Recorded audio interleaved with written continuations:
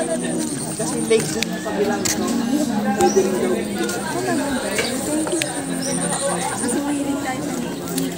Alam mo, super happy ko. Thank you very much.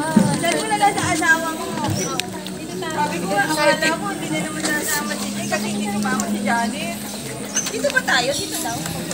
Ano, picture?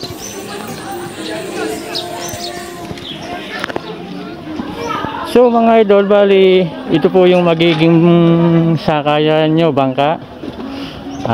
Sa once na sasakay kayo rito, napakaganda rin po. Ito po yung good for 8 person yata ito.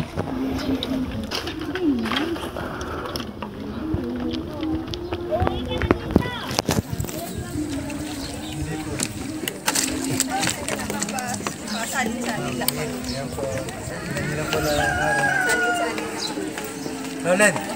Yes? Tanga-tanga. Sige po. Narito ako. Ano ba ka? Bangka. Yung.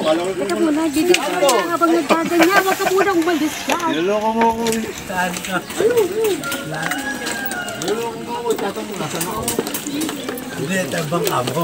Hindi ba tapos? Kasi na pumulog. Pwede nga.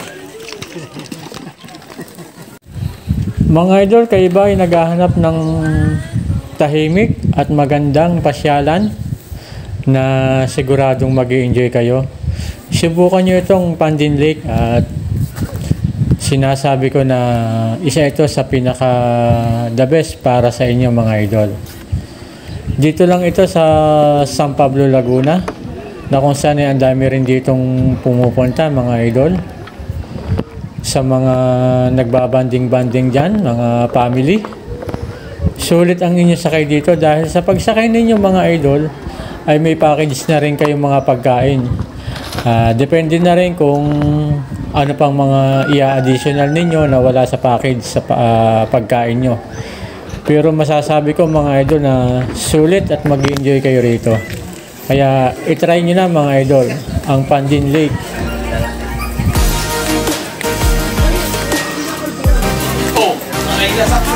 Balik pa naman sa sabi.